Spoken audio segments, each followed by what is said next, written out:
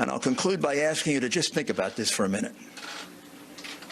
What happened on the morning of November 3rd when they were going to count this new kind of ballot, this mail-in ballot? Did every Democrat leader in Pennsylvania and in Michigan and in Wisconsin and in Georgia and in Nevada and in Arizona, they all wake up and all separately have the same idea? Did they all separately have the idea that we're going to put Republican inspectors in pens? We're not going to let them look at mail-in or absentee ballots? They all independently come up with that, like just by coincidence. We're going to do it in Pittsburgh. We're going to do it in Philadelphia. We're going to do it in Detroit. We're going to do it in Milwaukee. We're going to do it in Las Vegas. We're going to do it in Phoenix. What did I miss? Oh, we're going to do it in Atlanta. Or isn't the logical conclusion that I think any jury would accept after they heard this evidence that somebody had this plan? Maybe that was always the plan, to do this very, very questionable form of voting, which has been criticized by President Carter, by Secretary Baker, by most experts on election reform. I think the logical conclusion is this is a common plan, a common scheme. It comes right directly from the Democrat Party, and it comes from the candidate. Clearly. That's the reason why Hillary Clinton said, don't concede, even if you're losing. That's the reason we had a Freudian slip by the candidate. And he said he had the best voter fraud team in the country. That's the reason why he probably didn't have to go out and campaign. He had to have known what they were going to do. This had to be planned in advance. I'm kind of checking, and this is a disgraceful thing that was done in this country. But we let this happen. You know, we used largely a Venezuelan voting machine, in essence, to count our vote. We let this happen, we're going to become Venezuela. We cannot let this happen to us. We cannot not allow these crooks, because that's what they are, to steal an election from the American people. They elected Donald Trump. They didn't elect Joe Biden. Joe Biden is in the lead because of the fraudulent ballots, the illegal ballots that were produced and that were allowed to be used after the election was over. Give us an opportunity to prove it in court, and we will. Now I'm going to ask Sidney Powell to describe to you what we can describe about another totally outrageous situation. I don't think most Americans know that our ballots get calculated, many of them outside the United States, and are completely open to hacking, completely open to change, and it's being done by a company that specializes in voter fraud. I'll let Sidney describe that to you. Thank you, Rudy. What we are really dealing with here and uncovering more by the day is the massive influence of communist money through Venezuela, Cuba, and likely China in the interference with our elections here in the United States. The Dominion voting systems, the Smartmatic technology software, and the software that goes in other computerized voting systems here as well, not just Dominion, were created in Venezuela at the direction of Hugo Chavez to make sure he never lost an election after one constitutional referendum came out the way he did not want it to come out. We have one very strong witness who has explained how it all works. His affidavit is attached to the pleadings of Lynn Wood in the lawsuit he filed in Georgia. It is a stunning, detailed affidavit because he was with Hugo Chavez while he was being briefed on how it worked. He was with Hugo Chavez when he saw it operate to make sure the election came out his way. That was the express purpose for creating this software. He has seen it operate And as soon as he saw the multiple states shut down the voting on the night of the election, he knew the same thing was happening here, that was what had gone on.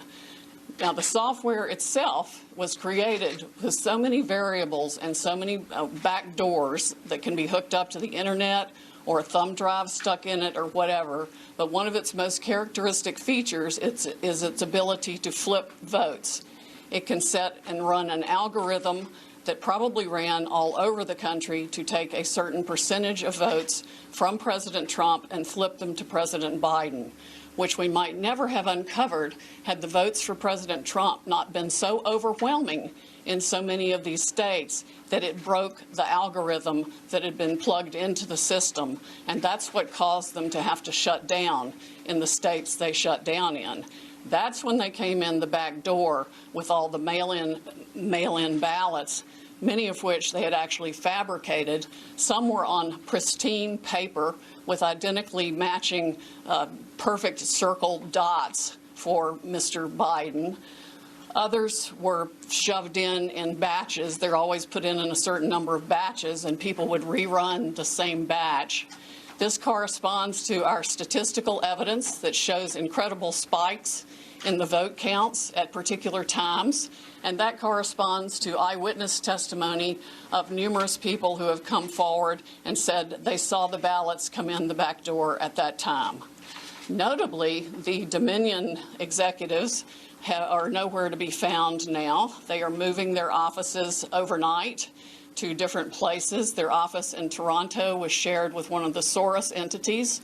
One of the leaders of the Dominion project overall is Lord Malloch Brown, Mr. Soros' number 2 person in the UK, and part of his organization. There are ties of the Dominion leadership to the Clinton Foundation and to other known politicians in this country. Just to give you a brief description of how this worked, I'm going to quote from a letter that was written, and I will read that to make sure I get the quotes right. This person was objecting to the United States acquisition of Sequoia voting systems by Smartmatic, a foreign-owned company. I believe this transaction raises exactly the sort of foreign ownership issues that CFIUS is best positioned to examine for national security purposes. It's undisputed that Smartmatic is foreign-owned and it has acquired Sequoia. They keep changing the names as they go along. Different times when a problem comes up, they just create another corporation and call it a different name.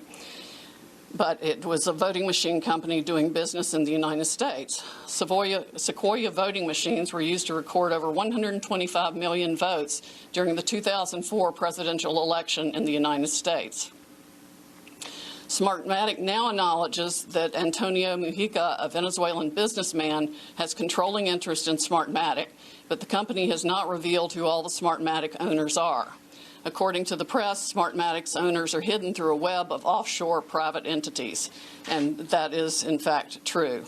Smartmatic has been associated with the Venezuelan government led by Hugo Chavez, which is openly hostile to the United States, and of course, as we all know, communistic and really brutalizing its own people. The system has been continued there by Mr. Maduro and ensured his election.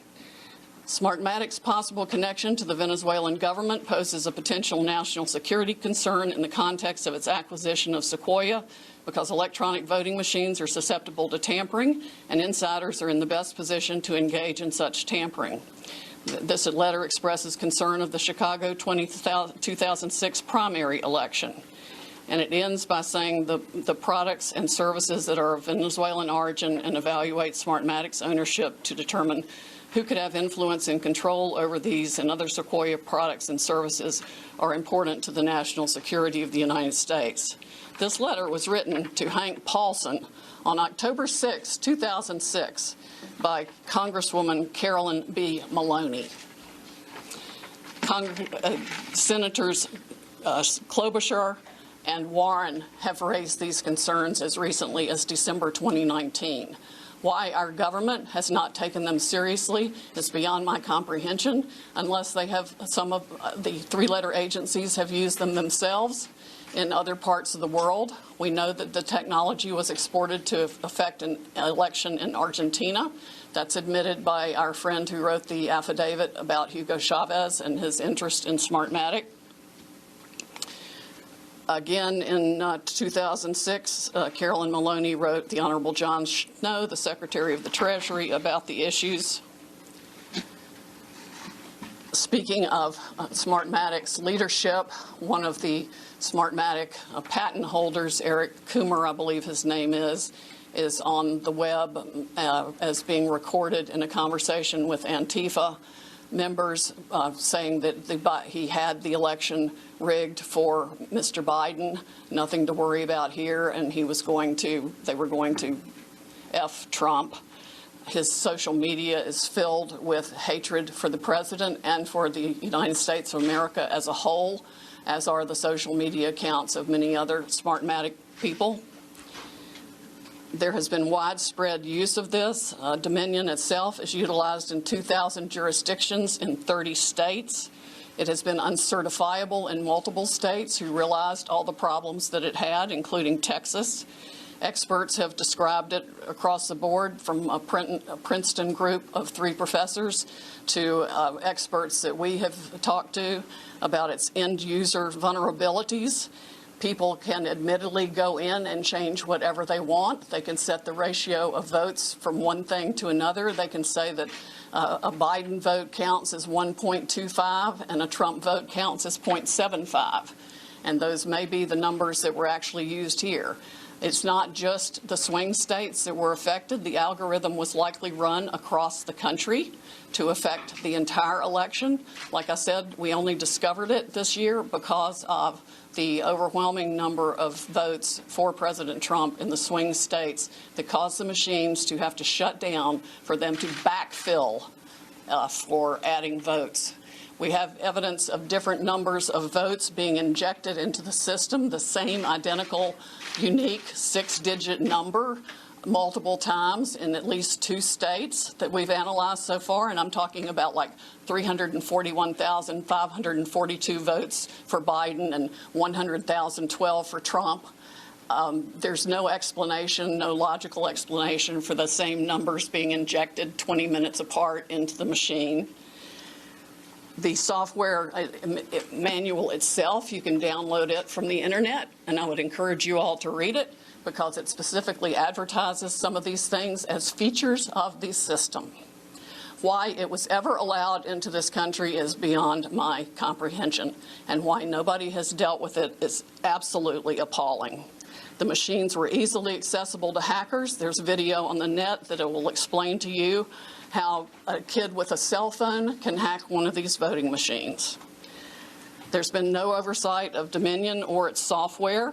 Workers in each county were trained by Dominion, but there's no evidence of any monitoring otherwise. We have testimony of different workers admitting that they were trained how to dispose of Trump votes and add to Biden votes. The software has a feature pursuant to which you can drag and drop any number of batches of votes to the candidate of your choice or simply throw them away. So we have mathematical evidence in a number of states of massive quantities of Trump votes being trashed. Just simply put it in the trash like you would on your computer with any file, and Biden votes being injected. That's addition to the flipping. I mean, it really happens in 2 ways. There's an algorithm that runs that automatically flips all the votes, and then each operator has the ability to go in, override settings. They can ignore a signature. They can ignore the top line of the ballot. They can go down ballot and select who they want to change the results for. The gentleman who founded Smartmatic, there's video of him on the internet explaining that, yes, at least one occasion, he admits they changed 1 million votes with no problem. Many of the jurisdictions that have had this problem might not have known of the issues, but many did. And I think a full-scale criminal investigation needs to be undertaken immediately by the Department of Justice and by every state's equivalent Attorney General's office or state investigatory unit, because there's evidence of different benefits being provided to the people who spent $100 million of taxpayer money at the last minute for their state to get the Dominion voting systems put in time for this election in different ways. There's one person that a lawyer told me got, quote, election insurance, meaning that he would be able to make sure he was elected. I'm sure they explained that feature in detail to many people who expressed interest in putting this voting system in. Texas denied certification of the Dominion system in 2019, but there are no doubt issues with the software that Texas did use, unbeknownst to Texas, I would imagine, since they went to great trouble to examine the Dominion systems and reject them. But other software, the source code that does the alterations is embedded, we have been told, in the source code all across the country and all the voting machines. There's no doubt it has been used to alter elections in other countries. We know specifically that Venezuela exported it for that purpose to Argentina and other Latin American companies to make sure that the corrupt rulers who were willing to pay the highest price for being in office were allowed to rig their elections. This is stunning, heartbreaking, infuriating, and the most unpatriotic acts I can even imagine for people in this country to have participated in any way, shape, or form. And I want the American public to know right now that we will not be intimidated. American patriots are fed up with the corruption from the local level to the highest level of our government, and we are going to take this country back. We are not going to be intimidated. We are not going to back down. We are going to clean this mess up now. President Trump won by a landslide. We are going to prove it, and we are going to reclaim the United States of America for the people who vote for freedom. So, excuse me, we're not at the questions at this point. My name is Jenna Ellis, and I'm the senior legal advisor to the Trump campaign, and I'd like to just explain now where we've been and where we're at and what you can expect from this process. So what you have heard, I'm sure, in the fake newspapers tomorrow will be one of two things. Either there was not sufficient evidence that we've presented, or we spoke too long. Okay, so what you've heard now is basically an opening statement. This is what you can expect to see when we get to court to actually have a full trial on the merits, to actually show this evidence in court and prove our case. This is not a Law and Order episode where everything is neatly wrapped up in 60 minutes. For those of you who are here in this room or have maybe tuned out in other networks, clearly you've never been court reporters. Trials take time. Putting on evidence takes time. This is basically an opening statement so the American people can understand what the networks have been hiding and what they refuse to cover, because all of your fake news headlines are dancing around the merits of this case and are trying to delegitimize what we are doing here. Let me be very clear that our objective is to make sure to preserve and protect election integrity. President Trump has been saying from day one that this is about maintaining free and fair elections in this country. It is not about overturning an outcome. It is about making sure that election integrity is preserved, and every American should want that. If every American is not on board with that, you have to ask yourself why. And if your fake news network is not covering this or allowing you to cover it fairly and accurately, you should ask yourself why. This is absolutely a legitimate legal basis. We have been asked to provide an entire case that generally would take years in civil litigation. I've been a prosecutor. I have tried cases with far simpler facts. One thing happened in a matter of minutes, and it still takes days. And we go through a jury process. This is the court of public opinion right now. We are not trying our case in the court of public opinion, because if we were, we would get unbiased jurors. I would strike 99% of you from the jury, and I would be allowed to because of the fake news coverage you provide. You are not unbiased jurors. And until you step out of your role as a journalist and actually go into a courtroom and you are a judge on a bench that has sworn an oath to be unbiased in our separation of powers, then your opinion does not matter. The facts matter, the truth matters, and if you are fair reporters, you will cover that fairly and appropriately, and you will allow coverage of our media team here and our legal team. That is absolutely shocking that all you cover are around the margins, and I've seen all of you taking pictures right now, and I can anticipate what your headlines are going to be. If you are not willing to talk about the evidence that has been presented, then that is absolutely unacceptable for journalistic standards. This is an opening statement. This is something where we have told you what the evidence will show, and we have given you a brief description. That happens in a courtroom all the time, where that's not the fact-finding process. That is just an overview. That is what we have given you today, because the American people deserve to know what we have uncovered in the last couple of weeks.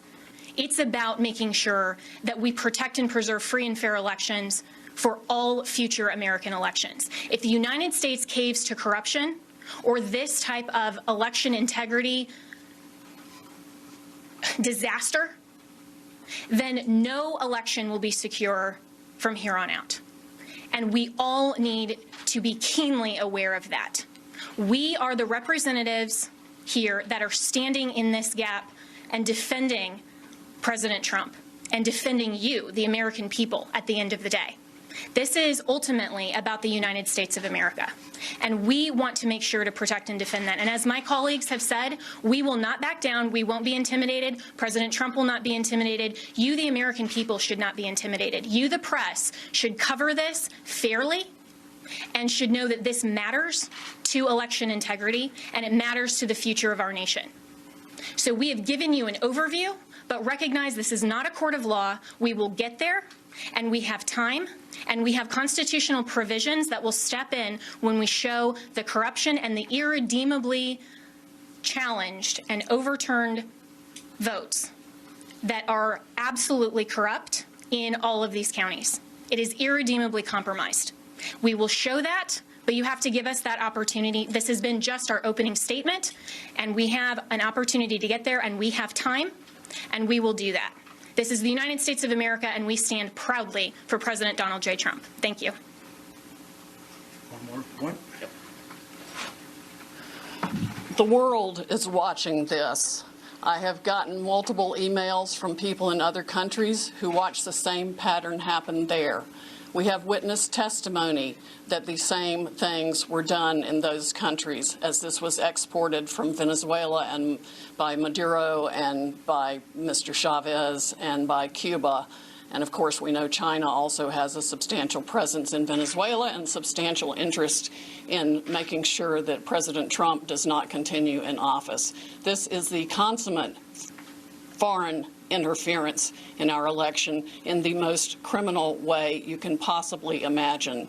It must be shut down. We know, for example, that one of the Dominion's highest level employees or officers went to Detroit himself to man the Detroit Operations Center, where he could watch the votes coming in real time and decide what file folder in the system to put those votes into. That's why you see massive spikes after hours when people were told that all the votes were in and all the votes were counted. Many Dominion employees have already reached out to us to tell us the truth. They are Americans who want to ensure election integrity like we do. I would encourage every Dominion or Smartmatic employee who is fed up with the corruption in this country to come forward as soon as possible, because these are serious federal offenses that I am confident the Department of Justice will be in pursuit of in very short order if they are not already. This is a massive, well-funded, coordinated effort to deprive we the people of the United States of our most fundamental right under the Constitution to preserve this republic that we all cherish. It is of the greatest concern. It is the 1775 of our generation and beyond.